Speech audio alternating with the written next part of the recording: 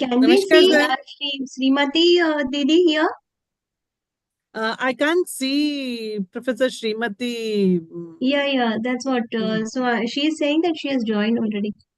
Archana ji, I can't see her even in the attendees. Maybe she has That's what. entered some other session, no? She said that I have joined room number 4 only. Oh, Okay, I'll just check through. No worries. Yeah. thanks, We Archana. may request ma'am to kindly raise hand.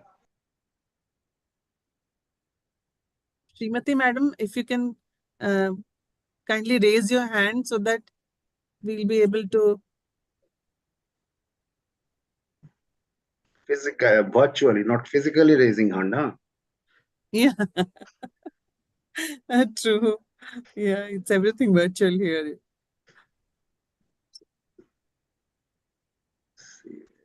It looks like she's not here, Archana ji. No, you're not seen here. Would you please raise your hand virtually there? Yeah, she has. She's in the. Yes. Yeah. Where is she? Take Parikshit. Is it the person? No, I am raised No, my it is. hand to just give an idea how to raise hand. Ji. Parikshit Bhaiya has raised.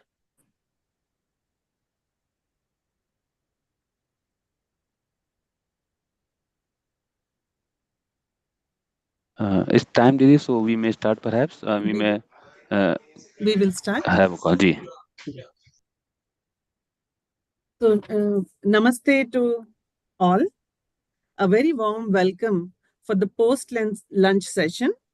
And the theme of the session is Vision for Addressing SDGs at the Root Level. A very warm welcome to all the panelists, to all the delegates, to all the participants who have joined live stream, to all the volunteers and everyone else who has joined us for this very enriching session that we're going to have. So before commencing the session, I would like to share with you the summary of discussions that we had yesterday. And the theme for yesterday was need to address the SDGs at the root level. I'll just share a couple of important points with you to draw your attention. I hope I have been able to place the slide. So the essence of the discussion we had on day one, the first point, SDGs have been formulated to address the environmental and social challenges, and a lot of efforts are being made to achieve these goals. But why are we not achieving these goals? This was the question that everyone was pointing towards. The second thing is to live with sustainability, right understanding is required at 4 levels. At the human being level, at the family level, at the society level, and at the nature level, because we are connecting this sustainability with the UHV content. The third important point was the formal system of education only gives qualifications, good enough for finding jobs, and doesn't focus on holistic education. I think almost everyone echoed this sentiment. The education system needs to deliver its mandate for coming generations and prepare the students well by delivering the message of sustainability. That was echoed by all the panelists. The interconnectedness in SDG goals is the core aspect. There is a need to develop the perception in the coming generations to be sensitive towards the issues of sustainability. That also came out very strongly. And the last important point is the social fabric all around us is collapsing. Many people have raised this aspect yesterday. Therefore, nations must work towards enriching the society through values. Interconnectedness of SDGs are very important, as well as integrating them in the education system is the key to success. So this is broadly the key discussion that we had yesterday. So with this, I would like to introduce the moderator for the session. We have Dr. Vanchana Singh ji. I'll give you a little brief about Dr. Vanchana Singh ji before I hand over the floor to her. Dr. Vanchana Singh ji is a member NCC UHV AICT. She's currently involved in UHV activities, nationwide activities. She's a PhD from IIT Delhi in physics, condensed matter physics. She has published several research papers in high-impact journals. And for past 18 years, she has been involved in teaching learning process. And for the past 7 years, across the country, to all the faculty and students, she has been actively delivering the sessions on UHV. And many of us have been the beneficiaries of Dr. Vanchana Singh's sessions. And she has also conducted many AICT-sponsored workshops. So with this, Vanchana ji, I hand over the floor. Thank you, Geeta Didi, and most welcome to all our esteemed panelists. Before we go into our panel discussion and have a brief introduction of all our panelists, let us first hear from our esteemed resource person, Dr. Gopal Babuji, who has been continuously working on interconnectedness, sustainability, and has been following the UHV proposals and working on it consistently.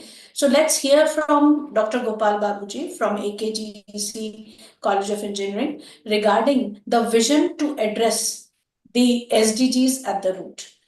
That's the theme for today, and we are looking at the UHV perspective. So over to you, Dr. Gopal Babuji. Most welcome.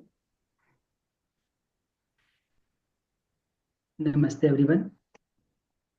So Namaste Vanchana ji, giving me such an opportunity to share vision for addressing SDGs at the root.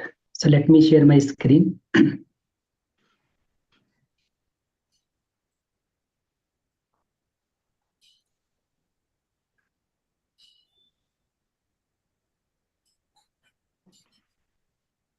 Is it visible, Vanchana ji? Ji, Gopal Bhaiya, please go ahead.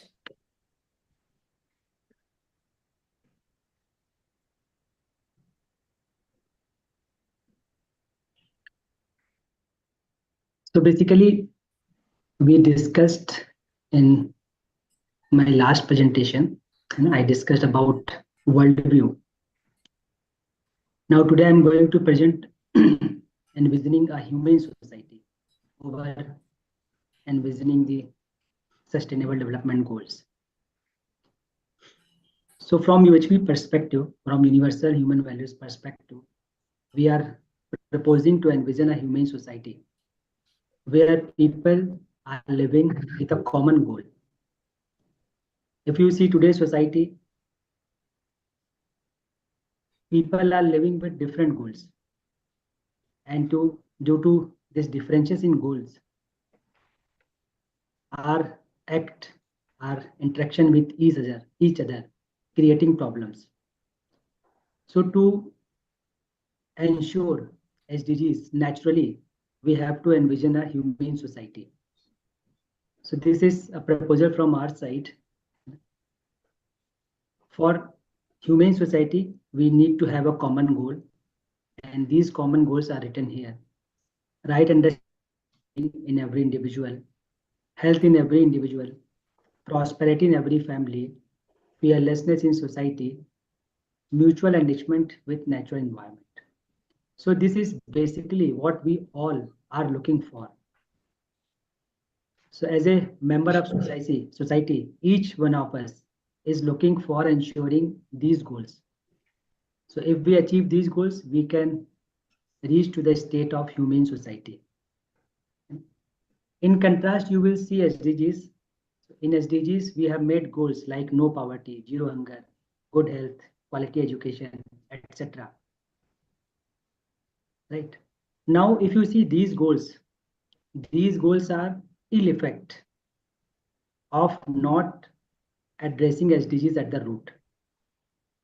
So if we follow the goals that are being proposed here, then these SDGs will be taken care of naturally in a natural manner. There is no need to make extra effort to achieve these goals. With the lack of clarity in vision, we are having contradictory goals. So if we are not clear about goals, due to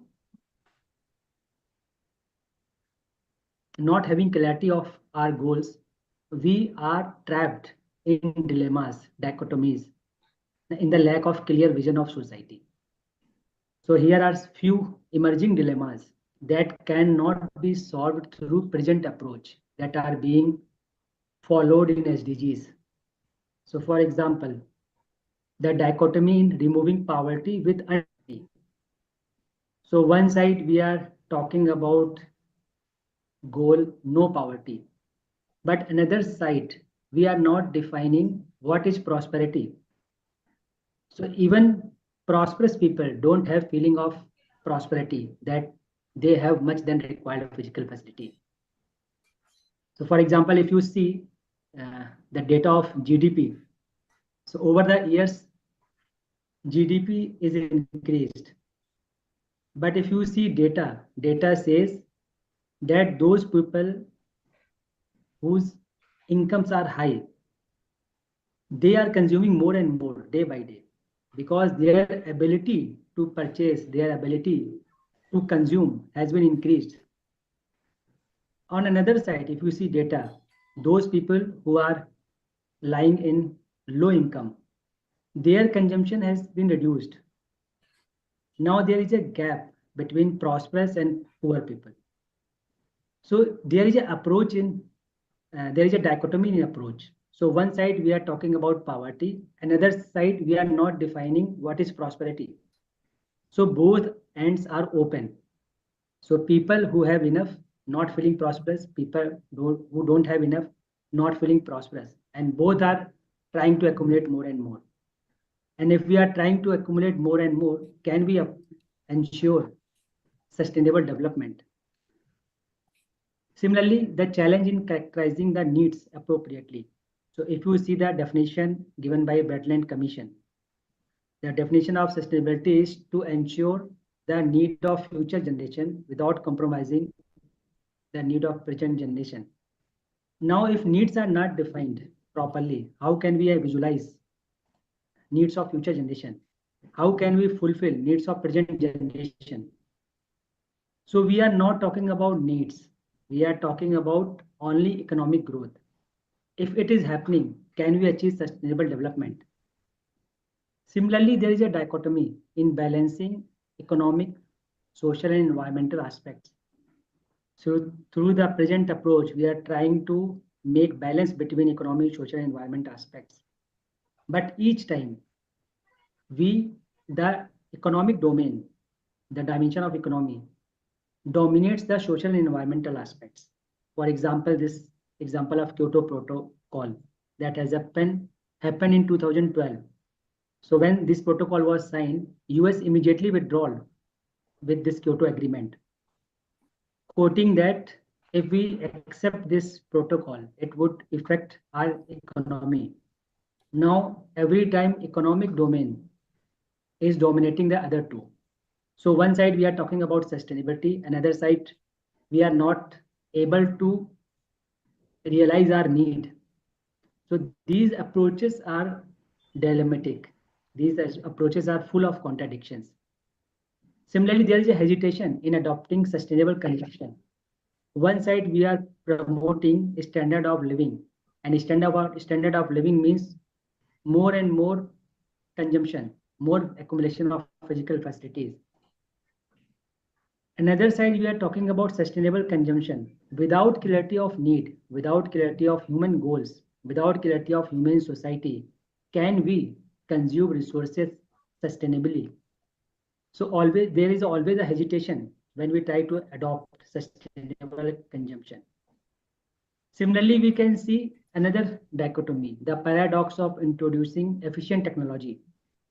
So one side, we are making efficient technology so that more and more can be produced through less resources.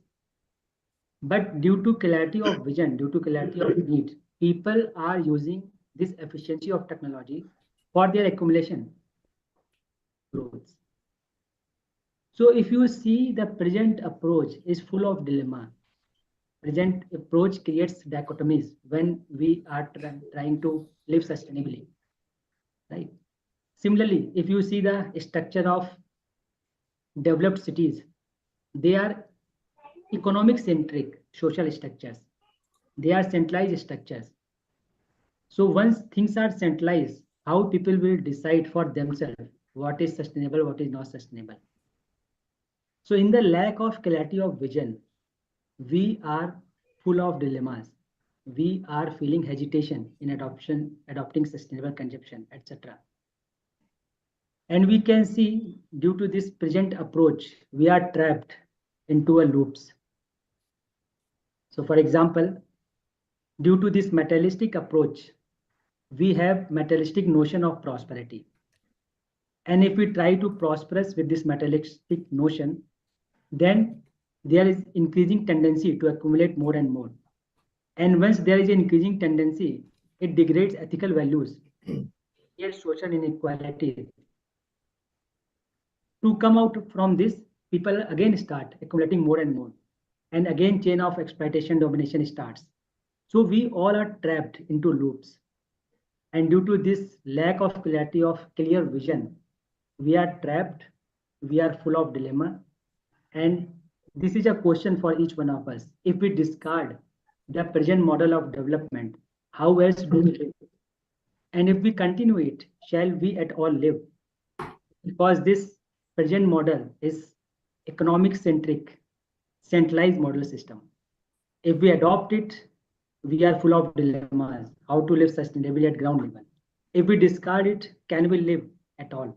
So we all are full of dilemmas because of lack of clarity of vision. So what is the way to come out of this loop? So the way is to have clarity of human goals. So first we need to work what would be the human goals so that we all together can achieve a human society.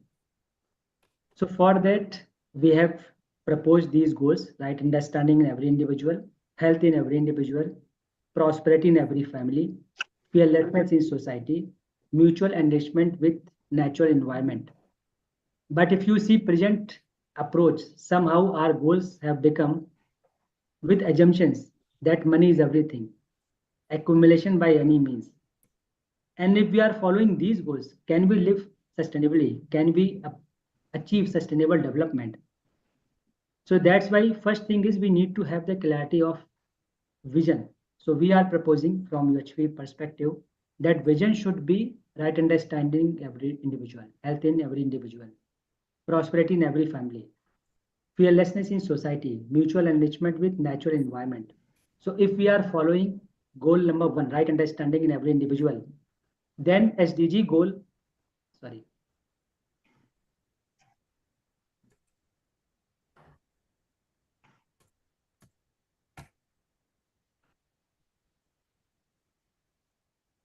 My PPTs are visible? Yes, clear. Okay. The PPT is visible. Okay. So if we work on first goal, right understanding, right feeling in every individual, then we can achieve SDG goal 4 and 5 naturally. It will follow. So with kind of education that is based on interconnectedness, coexistence, compassion, it will ensure gender equality. It will ensure quality education. So working on goal number 1, we can achieve naturally SDG goal 4 and 5. Similarly, if we work on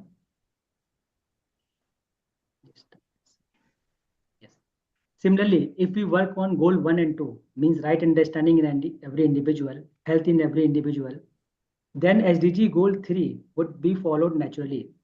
So with right understanding, I can keep healthy myself at consciousness level, and I can interact with body responsibly. That can ensure physical health of the body also. So goal number 3 can be naturally followed by ensuring right understanding in every individual, health in every individual.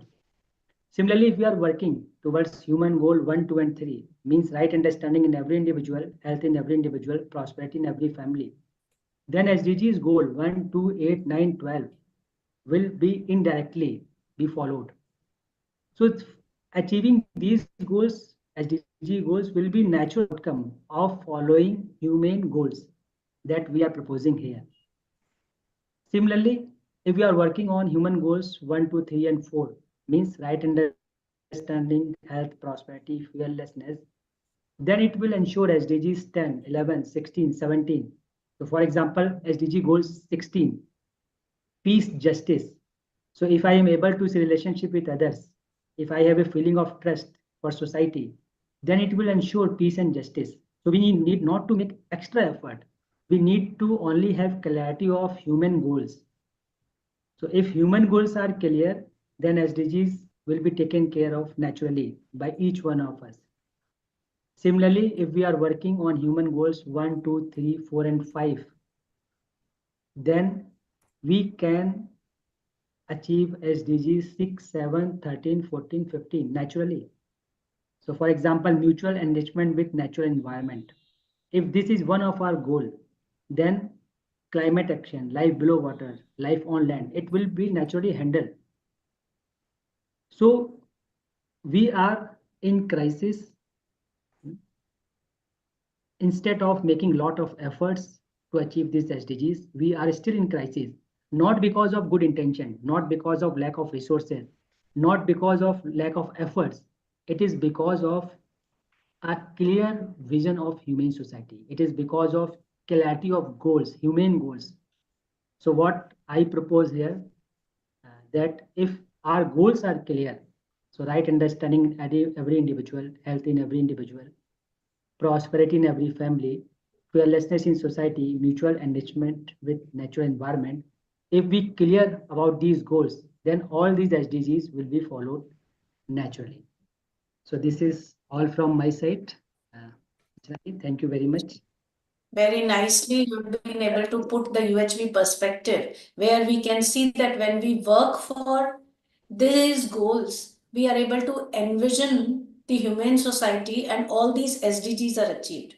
With this background of the vision that UHV is putting forth in its own perspective, now I would like to introduce our esteemed panelists. So prior to this, there is this little poll for all our participants over here to respond to this poll. All delegates, all participants can respond to this little poll. What is the primary limitation of current efforts towards achieving the SDGs? Because our today's focus for the discussion is regarding the vision. So I hope all our panelists and all our delegates over here can see this poll. You can put your responses in the poll. And whatever you have been able to help us reflect on, Dr. Gopal Babuji, is giving us this holistic picture, which otherwise in piecemeal approaches goes amiss. So really nice to hear that. So thank you very much for this UHB perspective that you have been able to share with all our panelists. And now we proceed for the panel discussion. So, Bhaiya, can you stop sharing this PPT?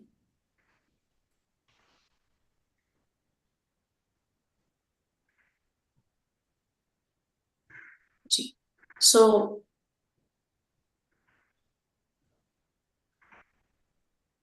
I would now start with the introduction of our esteemed panelists over here.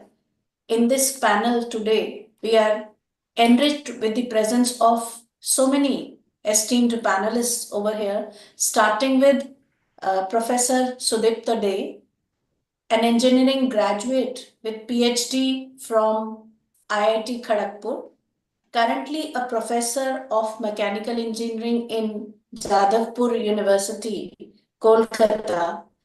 He is nominated by Indian National Science Academy as senior scientist to University of Munich, Germany.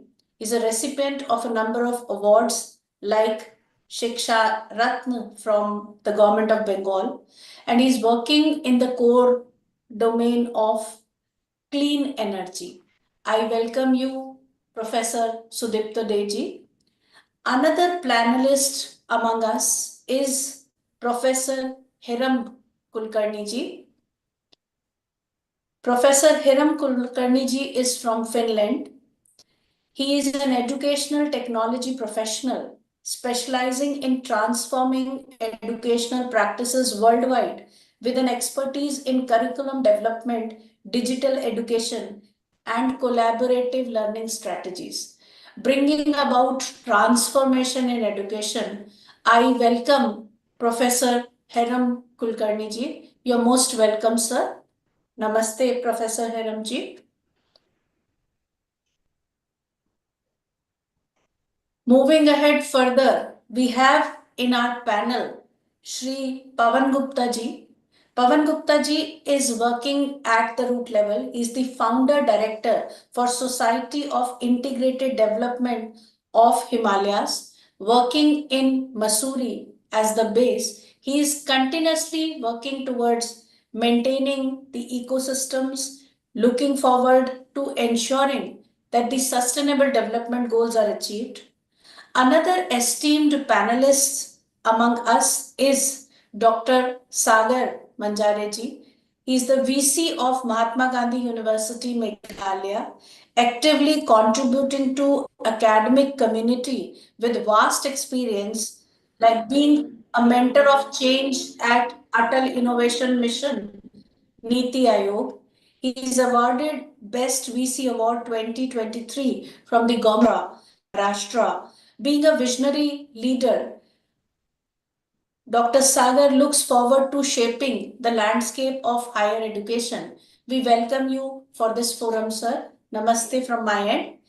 Another panelist with us is Dr. K. Shravnanji, who is working at Anna University, holding the responsibility of Deputy Director, working in the domain of cloud computing, software engineering, IoT, blockchain technology, educational technology, with special interest in the Sustainable Development Goals. So I welcome you, K. Shravnan sir. Namaste. Another important panelist with us is Dr. Nirbhay Kumar Mishra ji. Dr. Nirbhay Kumar Mishra ji is joining us from GLA University, Mathura. He is an associate professor, an area chair of liberal arts studies, and an adjunct faculty at institutions like New Hampshire University, St. Cleo University, Liverpool, John Murray University, with an expertise in ethical decision making and leadership. We are here with Sir to hear him regarding his own vision for addressing the SDGs at the root. Another panelist among us is Dr. Rashmi Gujarati ji, who is a professor of management from PCTE Group of Colleges, Punjab. She is an international visiting professor at various universities in Asia, Europe, UK, and US. With 35 years of experience in teaching, she has participated and conducted various management conferences, symposiums, etc. Is a member of scientific communities and over here putting forth her viewpoint regarding the sustainable development goals, the vision for addressing them at the root. One more list among us is Professor H. Srimati ji, who is a professor at SRM University, working for SDGs. She's the Associate Director for Continuing Education and Online Education. I welcome all our esteemed panelists over here. So, to all our esteemed panelists, we have been at the universal human values perspective related to this, and we carry forward our discussion. I just wanted to ask, is the PPT still visible to all of you? No. Okay, so I can see the PPT on my screen. I don't know why. Maybe it is not refreshed. Okay, so moving ahead with the discussion now, let me put forth the very first question to our esteemed panelists, starting with Dr. Sudipta Deji. So, Dr. Sudipta Deji, would you like to respond to this? What, in your opinion, is the most important SDG and why should we need to address it at the root level? How should we focus that it can be accomplished at the root level? Would you like to respond to that? Sure. This is very interesting that at the beginning, Dr. Gopal Babu has set that particular stage for our discussion. Interestingly, I also strongly believe that the Sustainable Development Goals as defined, the 17, they are not just completely segregated from each other, number one. In most of the time, they are not, I should not call it conflicting, but they are not completely helping each other. In a sense, I mean, if you just go for the climate change actions, climate actions, then may not necessarily that will always support you the economic feasibility with respect to the different context of the countries. So, in my sense, if we have to address the sustainable development goals, not all 17 with equal priority, we have to fix up our priority according to our context of a nation. Even within the nation, also, context of different locality are different. I work mostly in the area of sustainable energy, and I know that all forms of energy are cannot be universally told about this is sustainable for whatever may be the locations. It has a very much context specific issues. Now, just I'm answering to your specific questions. If we can survive, then there is a better survival issue comes. So the survival is now attacked by the so-called climate change problem. If we cannot address it, and climate change is such a problem that unless we can address this problem, we have never experienced it earlier. And once we experience it, we cannot revert it back. We, the engineers and scientists, generally believe in experimentation to get it confirmed, whatever the theory may be. But unfortunately, this is an event we can predict, but we cannot make the experimentation on that. Everything has to be done on the basis of assumption, conjecture, and there can be some assessment of what impact is coming up. So in my opinion, without any confusion, climate action is the most priority goal for among the 17s. Otherwise, the peace and justice, etc., with equal importance, I must say, unless we cannot survive, the rest of the goals will become meaningless. So this is in short response to your question. So you are putting climate change Actions as one of the perspectives with the highest priority in the sustainable development goals. So nice. Let's hear from some more of our panelists. So maybe Professor Hiram Kulkarni ji, for you, would you like to specify in your opinion what is the most important SDG and why should we focus on it at the root level? I hope I'm audible to Professor Hiram Kulkarni ji.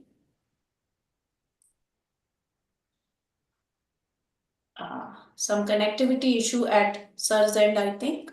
So maybe we can proceed with Dr. K. Shravnanji. Would you like to put forth your opinion on this? Yeah, yes, ma'am. Good afternoon to all the panelists.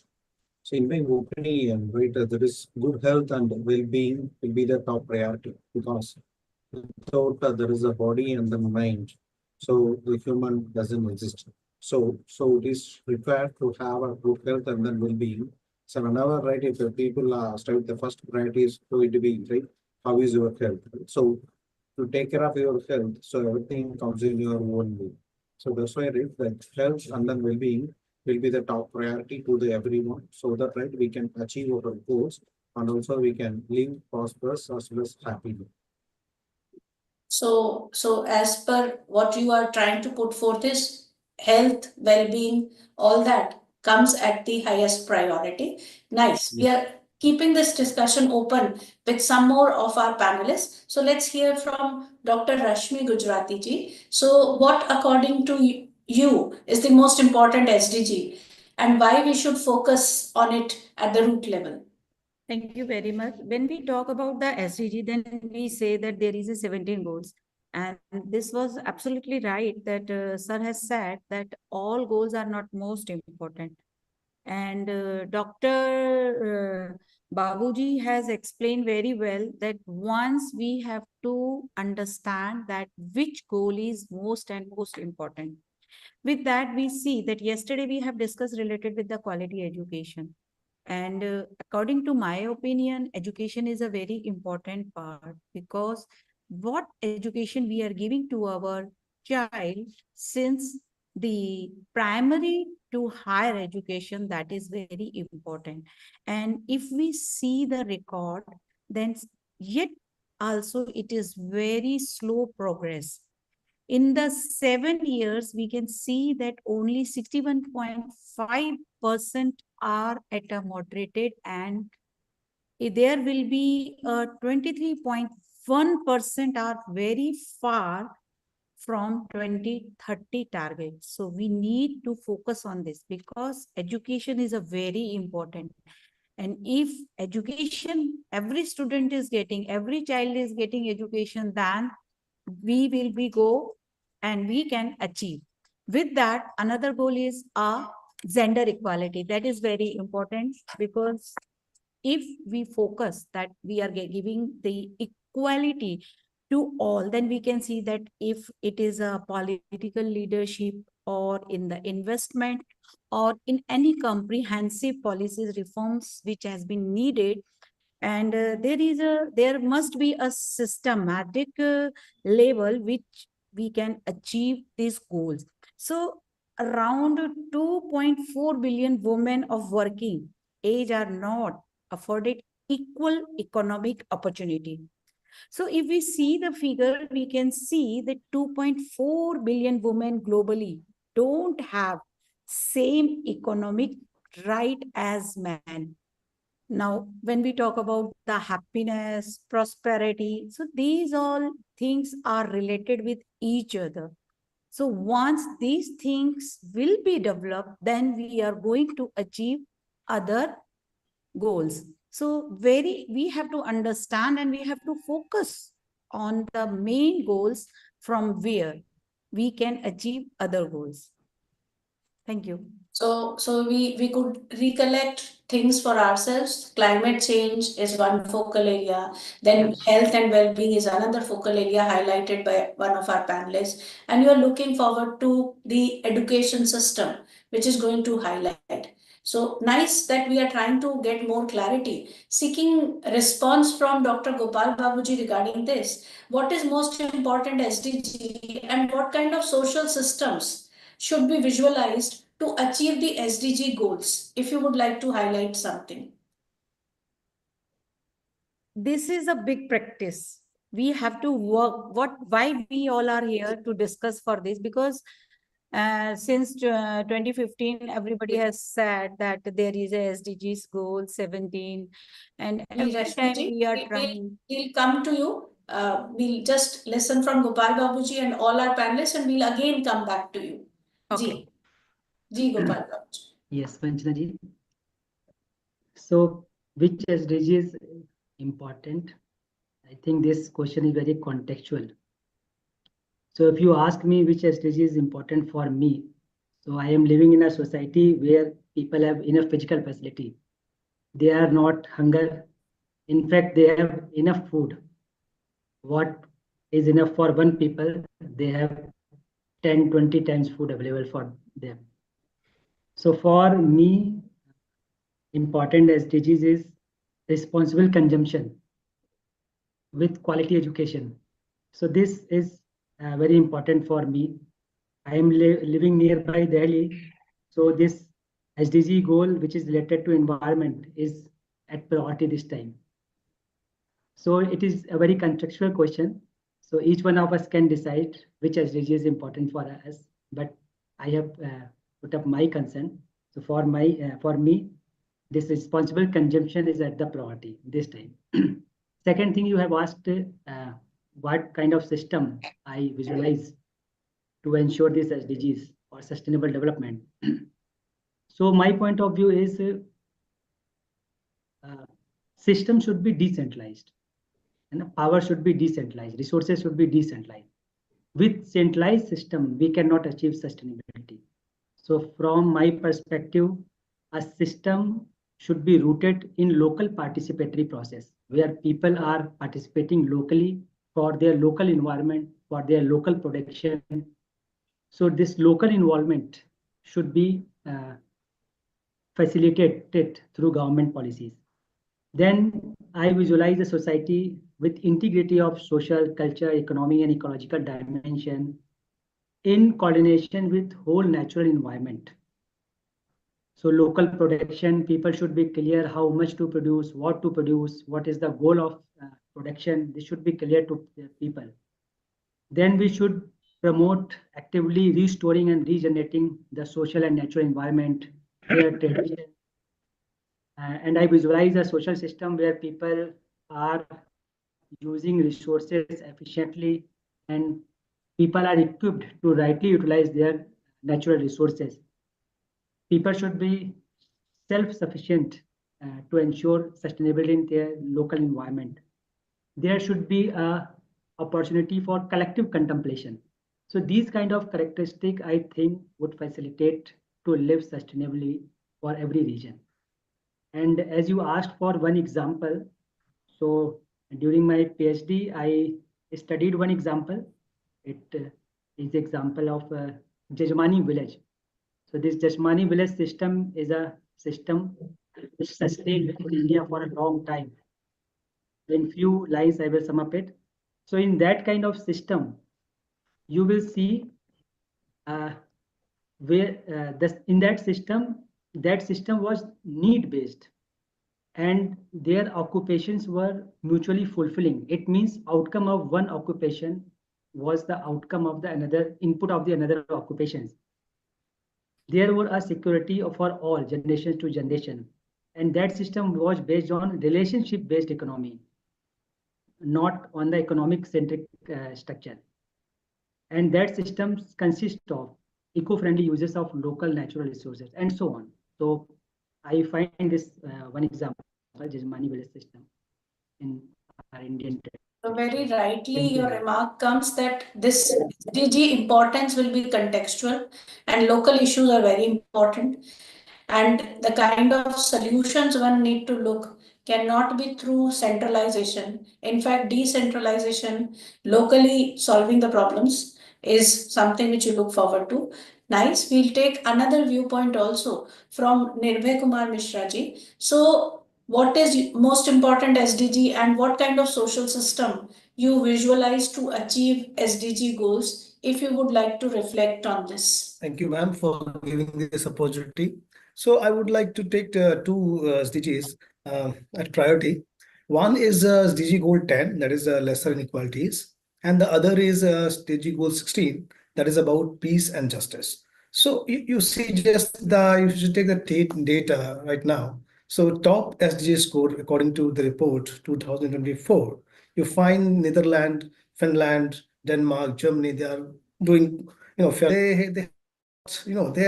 they have got very good socio-economic system, and there you find the lesser inequalities are maintained in the socio political economic system. That's where we have to take our vision, how our corporate governance system, how our governments in local places and state and central government, how our government is progressing in this regard. So of course we are very happy. So comparing the data, let's say take this from 2018 to 2024, we have done fairly well, because now our SDG score is 71, and comparing to 2018, that was 57.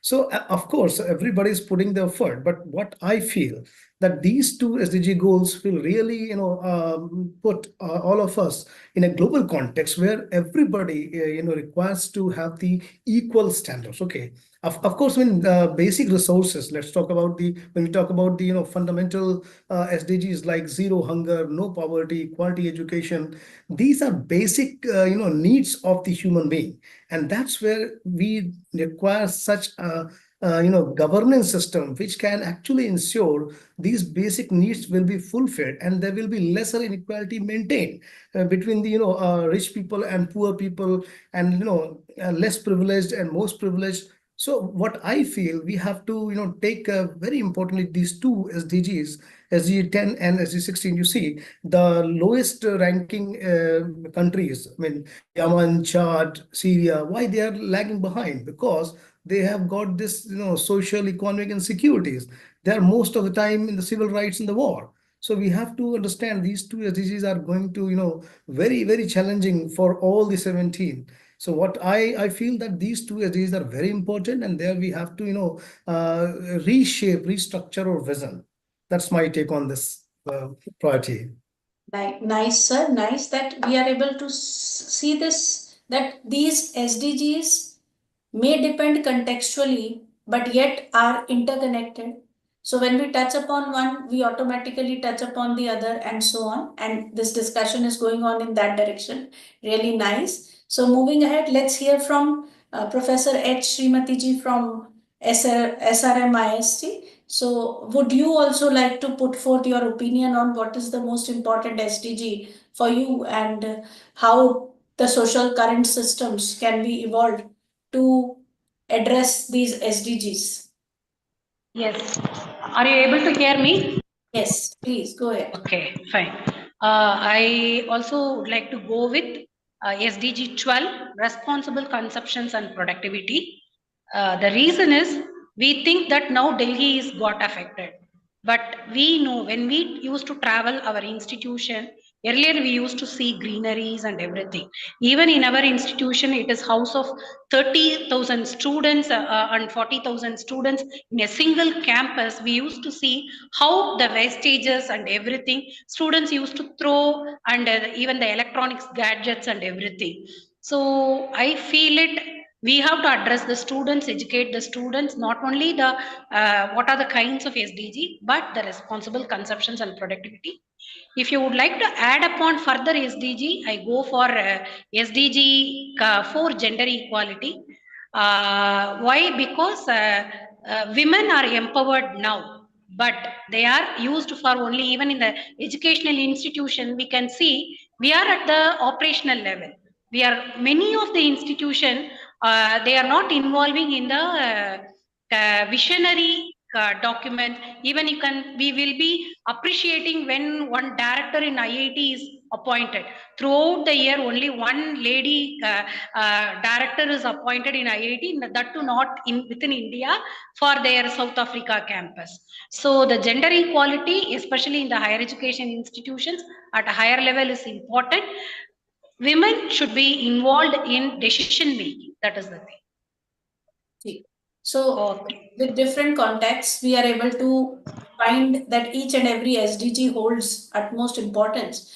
But are we really addressing the vision is proper? That is what we are discussing. So let me put forth another query to Dr. Sagar Manjari. So what should be the top priority for nations today to ensure the long-term success for the SDGs? Would you like to highlight for this? If you ask to me, in the pyramid of the SDG, I put no poverty. If there is no poverty, no hunger will be there, quality education will be there, clean water, sanitation, and affordable clean energy, everything will be there. If the person get empowered through the wealth, then everything is possible. This is my personal opinion. As rightly said by Dr. Sudip sir, if we survive, then everything will be possible for us. But if we are unable to survive, then what is the use of that clean energy and then the use of that quality education if we are not able to survive? So for survival, we need resources. That means we need money. That means we should be empower our people, empower the society through elevation of the poverty. So on the priority of the pyramid of SDG, there is no poverty. Rightly said by the Sant Tukaram Maharaj, जे का रंजले गांजले त्यासी म्हणे जो आपुले तेथेची साधू जाणावा तोची देव ओळखावा. That means we should prepare our mentality in such a way that we should teach our student, our siblings in such a way that our hand should be for giving, not for taking. It is possible through our IKS. NEP is emphasizing on that. Moral education we are giving, but everything is depend on the think how we can give to the society. That's my priority is no poverty. Nice that we all are putting our focus on some specific SDG, maybe in our own context. In fact, I would just request our tech team to check. Two of our panelists were there, but now I cannot see them. Professor Heram Kulkarni ji and Pavan Gupta ji. I could not see them in the panel. If they are technically somewhere stuck up, maybe we can help them to get back to the main webinar. Meanwhile, I go back to Dr. Sudipta Deji. So, sir, I would just like to see your reflection on what should be the top priority for nations in a collective approach to ensure long-term success of the SDGs. Yeah. If we just come to the context of our nation, then I have to give the topmost priority. In fact, in the discussions, I was just listening to all the eminent panelists, and all are true in their own way. I should not deny, because I put it the climate actions in a particular perspective, but others are also putting. And why they are all correct in a sense, these are interconnected.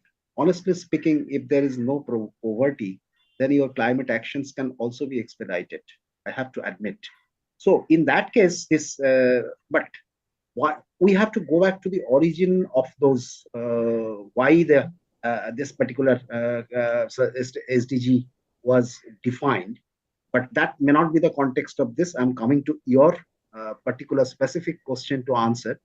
I feel that in Indian scenario, poverty is the most important priority that should be given with respect to future development, with respect to as a national mission plan. But and poverty is obviously interrelated to education, so I need not to mention that with better, rather prosperity, the people will have access to better education. But that doesn't mean that I'm just ignoring the education. I'm assuming one assumption that if the people are having enough of, prosperity, they can look for better education. But that is not 1:1 correlation, though. Nice that you are able to put the framework back to the education. So now let me ask this to Gopal Babuji. What role do you see for education and capacity building in creating a sustainable vision for achieving SDGs? What kind of responsibility these educational institutes hold? If you can highlight. Gopal Babuji. Yes, ma'am. So thanks for question. It is very interesting question. So if you see the role of education system, so basically, if you see a child, he invests around 15 to 20 years in this education system, minimum 15 to 20 years. And what we are teaching to these students, it is creating perception about the world, about the people, about the lifestyle. So these institutes can propagate a holistic worldview, a worldview that facilitate to view interconnectedness. As Sudipta said, that interconnectedness is very important. So interconnectedness is in all these 17 SDGs. And in addition to that, interconnectedness is required with whole nature, with human being. So what we are doing today, our education system somehow has failed to facilitate students to see the things in holistically. So this holistic value is missing somehow. And students coming out from this education, they are equipped with fragmentary worldview. They think themselves as individual identity. They are making a life program for keeping themselves only in the center. So we need to make such kind of education that can ensure compassion in our children, that can ensure the feeling of coexistence in our children. In this manner, these students will be a natural unit that can live sustainably with human being and rest of the environment and with all nations. So this worldview and awareness of interconnectedness is very important, that each institute should take responsibility of this. That's from my side, Mansaji. Nice that put forth the role of education. In fact, we have one of the VCs sitting with us. So let me put forth it to Dr. Sagarji. So as a head of institute, as a policy maker, what role do you see for education and capacity building in creating a sustainable vision for achieving SDGs? First of all, we should teach our student to learn, not for earn. Every student is learning for earning in the future. We should teach our student to learn to become a responsible citizen, to become a happy family member, to become a happy citizen. For that, rightly said by the Gopal Babu, a holistic approach is necessary. Not only thinking in one direction, we should think in 360 direction. We have to take the responsibility of society, nation, family, the nature, everything. And what is enough for us and what is limitations of us. Every student should determine, we should give the vision to the student to determine the things, to determine the desires, to determine the goal. Government is taking a lot of efforts through NSS and other activities to develop the student to think in the sustainable manner. Students are taking lots of efforts, contributing a lot of things in the society through their different camps and engagement program with the societies and other NGOs. But somewhere I did observe that they are doing it for the marks, not as the part of their curriculum and the part of their life. So we should invest such kind of vision in the student. It is a part of our learning, lifelong learning and implementation. Nice that we are able to see the role of education and capacity building. Moving ahead, since we have all educators sitting over here, let me again put forth it to Dr. K. Shravananji. So how do you think the role of education and capacity building in creating a sustainable vision for achieving the SDGs? Yes, ma'am. The role of education, because we say there is education, so this we can categorize into two, right? One is the primary education and another one is the higher education. So especially the primary education plays a vital role and as well as in the capacity building and also the economic, there is a growth. So it's not about there's a quantity of the education, the quality education it means. So how we can do the quality education, right? So it's not about the scores or assessment or assignment or whatever the qualifications, right? The students will get, but what is the skill they possess? So that's actually the result matters. So all the developed, that is a countries like there is a Finland or right. So the education is mainly focused on. So the skills the students has to develop in there is a school education. But right, so maybe so in a developing there is a countries like us, right? So we merely focuses on some sort of there is a ranking as well as the marks. So that should be avoided, and we have to go with the skill-based educations, which will helpful for the students so in their life as well as in the higher education. Gee. Nice that we are able to see starting from primary education onwards. There has to be this capacity building in every individual, and individuals together will work as team for achieving a sustainable vision to attain the SDGs. Taking reflections from Rashmi Gujarati ji regarding the role that you see in the education and capacity building for creating a sustainable vision for achieving SDGs. Dr. Rashmi Gujarati ji. I hope we are able to reach you, Rashmi ji. Okay, maybe then I would request Shrimati ji to please put forth her view. If you can unmute yourself, ji. Yes. As rightly said by Sudipji sir, I would like to say the institution to be responsible. That now it is evolving responsible university. I can quote it Unnat Bharat Abhiyan. That has actually opened the mindset of the students and professors to connect the local regions and connectivity and give solutions to them. Why it is so important? India, when we see the pressing necessity of the Indian system, unincorporated system plays a major role in India GDP's growth. More than 90% is in the from India unincorporated sector. So they need a solution. We have seen one advertisement, Havel's advertisement. The boy used to help mother by giving a frugal solution of giving the wire for roti maker, making roti without burning her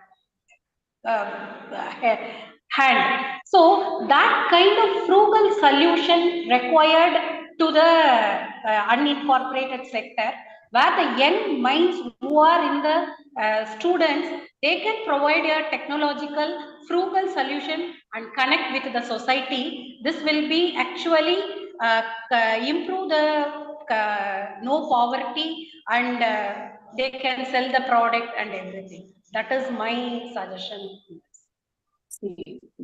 So overall, what we are able to see is that the role of educational systems holds the key to all this. We live in a world of disparities, global disparities.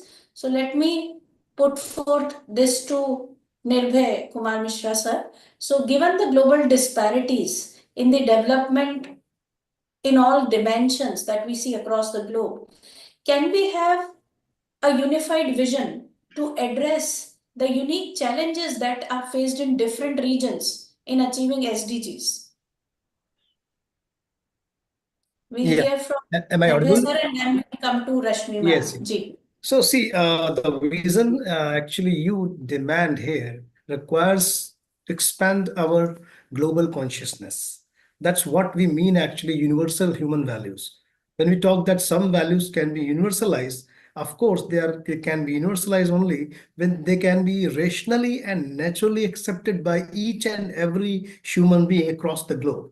That is where we require to create a global society. And that's not that we require to create. Actually, if we look at the Indian culture milieu, we started with the philosophy Vasudhaiva Kutumbakam, Sarve Bhavantu Sukhana. So in our, in our Indian context, it was actually present in our philosophy of life. Actually, we had no philosophy is not as a subject we have studied. We have lived the philosophy where we actually are interconnected with all possible systems, say social, economic, political.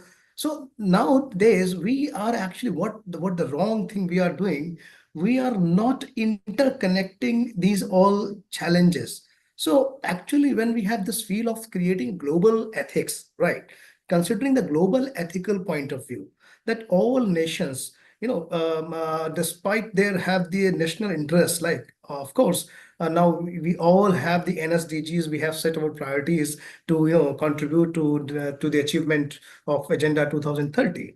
But still, you see, the most powerful countries, they actually mind their own nation state interests. And that's where some of the developing countries or underdeveloped countries, they are not getting the equal chance of development. So what I focused on the lesser inequalities, still we see, even if you compare anywhere in the system, let's say social economic system, you see still those who have got the more money are more capable to buy anything, buy the rights in the social system. And that's where we have to understand. Of course, our government has done a fairly good job giving DBT, direct benefit transfer, to the needy people like farmers, women, scholarship everywhere. But still, we have to understand: can we create such a global consciousness to the SDG consciousness, connecting with that? That's where we can give power to every individual across the world, and that power still demand making them capable of improving their purchasing power. But how to purchasing power? There we all the governments have to think what kind of policy and provision they can come up. They can enable individual actually having this right and the power to have the equality in the system. So what I consider the global ethics is primarily based on the idea that how can we create the equal systems, because equal systems not only creating social, economic, political ecosystems, but each individual can have the right. Can I say confidently, yes, I have right. I have a right to receive the equal treatment, and I am satisfied with the system. If we can take this inner call that I'm satisfied with the system because I have a right to have the equal treatment, then I think that most of our problems will resolve. So despite having global disparities, we can look forward to a unified approach where everyone can work in coherence. Nice to hear that from you. And taking further the same query to Rashmi ji. I hope now you are connected, Rashmi ji. So given the global disparities, which we see in the development across in all dimensions, can we create a unified vision to address the unique challenges that are faced in different regions to achieve SDGs? When we talking related with the SDG, then there are different SDGs are there. And we focus each and every SDG that all the goals are connected with each other. But when we talk about the poverty, as Sir said, that if poverty is not there, then everything is related with that. True that money is an important thing. Without money, nothing can be done. But point is this, that if a person have a lot of money, but there is not a happiness, then he is able to work. Again, we will go in the happiness and prosperity. If a person is okay, satisfied with the less amount, but he is happy with his work, he is giving his work with his interest, then there is a growth. In our society, we are seeing a lot of people are there, those have a money, those have a knowledge, but they are not happy. So they are not giving their work according to their interest. So now point is, we have to understand that from where, what is the main cause, why we are not achieving this goal, why we are very far from this goal. That is very important. It's true that without money cannot be done anything. The education is also getting from money, but government is supporting everywhere. Government is trying to give the development in every sector. If it is a education sector, or if it is a service sector, or if any sector we see, even our education departments are supporting to our many of the students.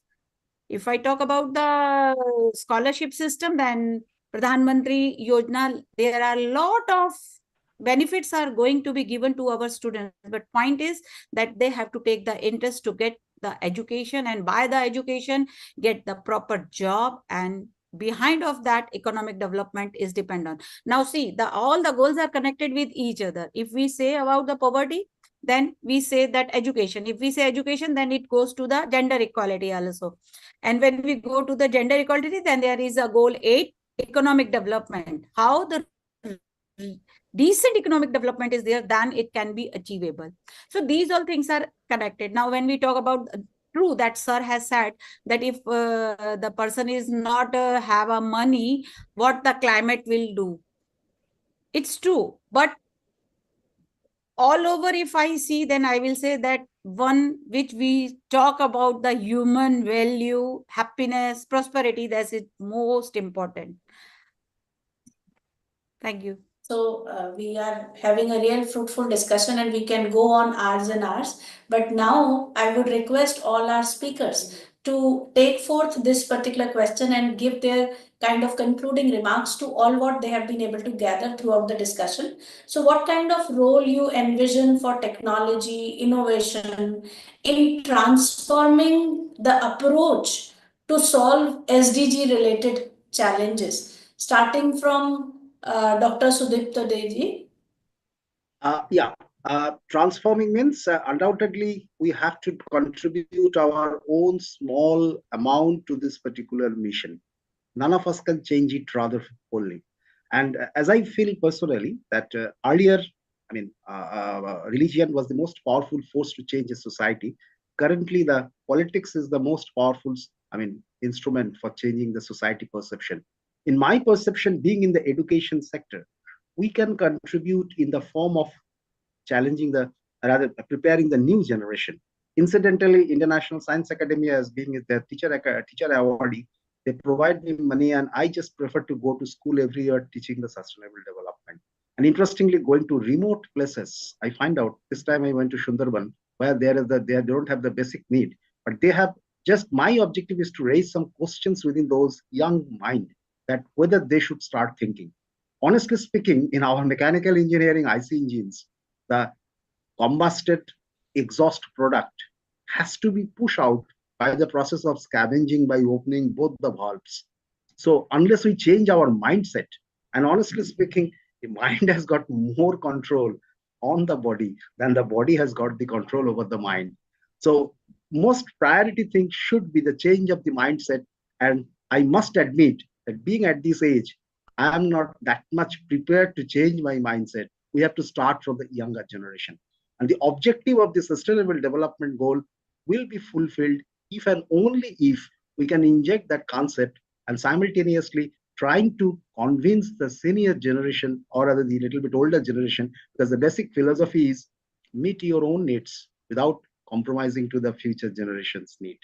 So unless we are convinced and simultaneously younger generation being convinced about their own need, then these two may lead to in future, I hope, in a natural option. Because from the Kyoto Protocol climate change issues, they have found out obligatory compulsions doesn't make ultimate solutions. People have to adopt it as this as a natural practice. If the people accept it as a natural practice, we have to go on relentlessly trying to convince people, please adopt it, and simultaneously encouraging the fresh people out of the younger generation that this is for your good only. So this is a continuous process, and I believe this is not ultimate final objective of the entire world. This was defined by the Brundtland Commission due to an urgent need, and therefore the prosperity, this spirituality, independent of religion, has been developed. This concept is a spiritual concept, sustainable development, coming out of that particular prosperity. So now the people will have to realize this is not for sacrifice. Controlling our mind is necessary for future generation. That's enough. Very nicely put forth all that together. Moving on to Dr. Sagarji. So what you envision as the role of technology, innovation, educational reforms in transforming our approach to solving SDG related challenges?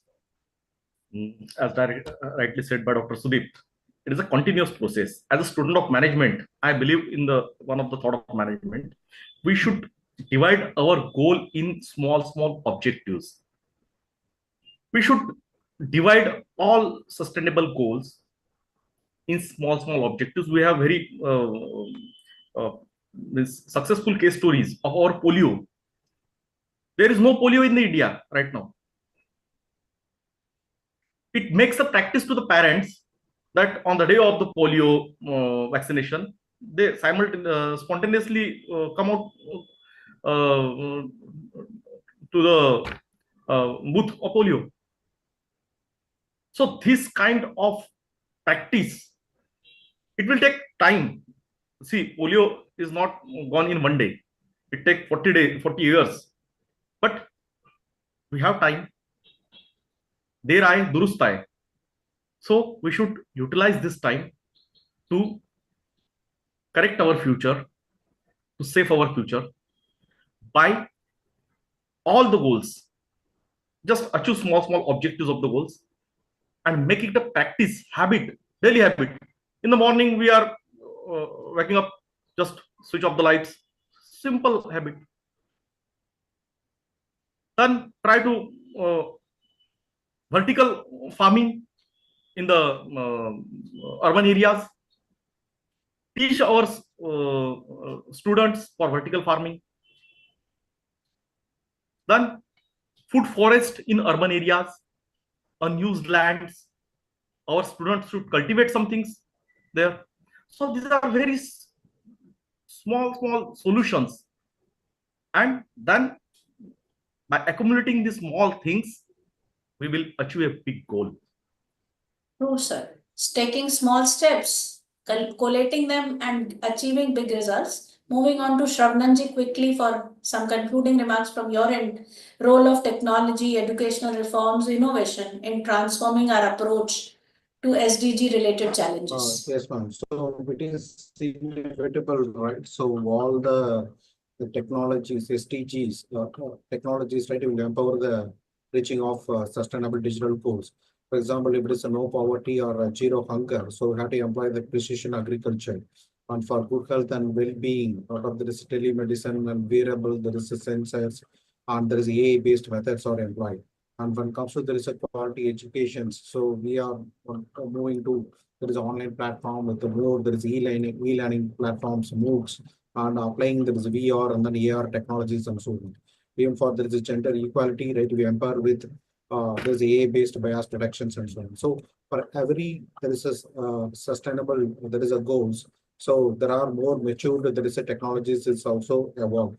So adapting those technologies and making the policy, there is a frameworks to adapt the technologies will make right very prosperous. There is a world. By setting goals clearly to utilize the technology in the right direction. Moving on to Nirbhay Kumar Mishra ji. Quickly, we'll take comments from you. Sure, ma'am. So I would like to draw our attention towards the development of villages and cities. When we talk about the SDG goal 11, right? Social inclusive, safe settlements, cities. So I feel that the technologies which can help farmers, right? Which can help our agriculture, that we should focus in terms of SDGs, because there we see some kind of pollution is also there, right? So one thing I want that our value of technology should give importance to the farming in India, right? Improving the farming crop technologies, and then in the smart city concept, we have to understand how we can make the smart cities socially inclusive to all the individual. Like we have the very good scheme that Pradhan Mantri Awas Yojana, right? So you see how the settlement have been given the smart cities also. So my take on this technological aspect is that we should focus on those technologies which give importance to our sections which are poorer sections, right? Which actually demand our attention. That's where I put that first thing is that we have to focus to the villages development, right? More and more, and toward the smart city. So taking viewpoint from Dr. Rashmi Gujarati ji quickly. Yeah. Look at the time. Here we all are discussing related with, and with this, everybody is saying that who is we have to understand this. We are doing this? We are saying to do this, do this, but what we are doing, that have to be understand. What is the mentality that we have to be changed? That will be start from our side. First step is our step, then we can teach to other. There is a big slogan, Swachh Bharat, Swachh Bharat. Did we do this? Same thing in each and every sector. If we say climate, we do, we support, we say life on land, we support. So point is that when we say we have to understand that what we have to do. First step is our step. Once we will took our step, then we can say to other, we can teach to other, we can teach to our students, because our future is our students. If we will give a good education, if this awareness, what awareness we are trying to spread to our students, if we will spread this awareness properly with the best practices, because sustainable development goal is in the best practices. Very, very true. You're focusing on very true. You're focusing on right understanding at the level of every individual. That's the first human goal. Quickly listening to Srimati ji, because we are running short of time. Quickly listening to Srimati ji. Ji, please. Yes, I would like to thank Dr. Rashmi ji. Even today, I am sitting in one of the rural school. I have come for a skill, reskill, upskill them. It is an all age group. So I feel it, since the technological disruption is very fast, we have to address continuous education with skill, reskill, upskill. That India is having a youth generation, large youth generation, and definitely we can enjoy the benefit only our youth is employable. So skill, reskill, upskill is important. Second, as I said earlier, frugal solution to all the problems. Even Rajasthan, when there is a water problem, they have to carry on pot. They have identified the a wheel-like kind of pot to carry the water. So such kind of frugal solution is important even in the healthcare incubation system and everything. So that will solve a problem. Thank you. So now we have Dr. Gopal Babuji. I would request Gopal Babuji, you made the beginning with UHV perspective, and now you are here to collate things for yourself, listening to your perspective. Yes, ma'am. So feeling very, very encouraged by listening to all panelists. So briefly, I would say two things regarding technology. So technology is an integrated part of human living. We cannot separate it from human living. So two things I would like to comment here regarding technology, keeping SDGs in the mind. First is our technological system should cater to need, not greed. For example, 20 or 30 years back, I could see hand pumps. So if you have to take bath, you use your hand pump. You can take one bucket water and have a bath. But today there is a submersible. People switch on this submersible and water is overflowing. It is being wasted. No one is taking care. So technology should be designed in such a manner that it should facilitate the real need of the people. Number two, technology is required to help people, not to replace the people. So today we have over-evaluated that technology, and we are creating such technology that are replacing the people. That is creating disturbance in society. And lastly, as Rashmi said very well, for example, Swachh Bharat. So I will say, are we ensuring Swachh worldview? So there is need to have Swachh worldview. With Swachh worldview, we can live sustainably, we can design sustainable technologies, we can design sustainable lifestyle. So Swachh worldview is required in each one of us. So in last line, I would say, are we having Swachh worldview? If not, then we can start making effort to have Swachh worldview in each one of us. Thank you very much. That's been such an discussion. I don't want to take any more time, but one of our panelists, one of our attendees over here is seeking some query. So maybe the mic can be provided to the one who is raising hand. I cannot see. Can you please allow him or her to speak up quickly to our panelists, looking at the time? Ma'am, am I audible? Please, go ahead. I'm Dr. Lata Nair from Cochin University. Actually, I had a doubt regarding the river management in India. Actually, if you see Brahmaputra, it is starting from some other country and it is flowing into our country, and it is flowing into another country before joining the sea. So we don't, and it is always flooding, and the Assam is flooded by Brahmaputra always every year, creating so much damage. So Ganga, if you see Ganga river, that also flows into another country, Bangladesh, before joining the sea. So we can see that we don't have any control over our rivers. So what we can do in this aspect? So it is making life impossible in India. So what can we do? What can we do in this? So how can we have this a proper control of rivers, our rivers? If some of our panelists would like to respond something before I say something, any one of you, please.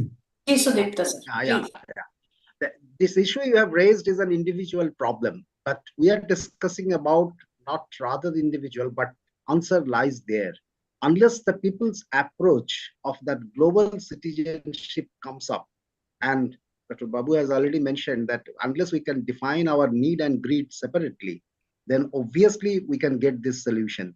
If we think that let the water flow, when I need, I will protect it through dam, and when I feel that I am getting trouble, then let it be flooded. So there lies the limitations of the so-called sustainable development concept and global citizenship. So this needs the people's mindset change. Honestly speaking, technological solutions are there, but mental solutions is very difficult to adopt over the entire global situation, and that's why war happens. But those who fight, they they actually don't want war. But those who decide war, they are not going to the battlefield. That's the unfortunate part. Very nice. We have quick polls for all our attendees and panelists over here, just to reflect on what they could gather from this whole discussion. What I see is a very fruitful discussion amongst such a dispersed group of people coming from different forums, different specializations and expertise, and collating their viewpoints together. That is what I could see. So I would just humbly request all to put your reflections in this poll. This will help us to gather more and more data, because everywhere we talk of impact. So for impact, we require data responses from our participants. So humble request to all of you to respond to this. And we are towards the end. We tried to utilize every minute of this discussion into a meaningful conclusion. And I would now hand over to the webinar discussion to Geeta ji for winding up with this and giving the concluding statements. Geeta ji. Thank you very much, Dr. Vanchana ji. I think this was out of box thinking that I think I have seen it live. And I think out of the world discussion also. It was so wonderful, so engaging. I think all panelists here. Let me now just quickly, in two, three sentences, uh, give the concluding thing. We started with Dr. Gopalji with a wonderful narration of how we can kind of create a human society. And he very beautifully took us through all the fundamental concepts of right understanding, right feeling, right skills. And I think that set the tone for the panel discussions. And there were some very wonderful questions which Vanchana ji raised.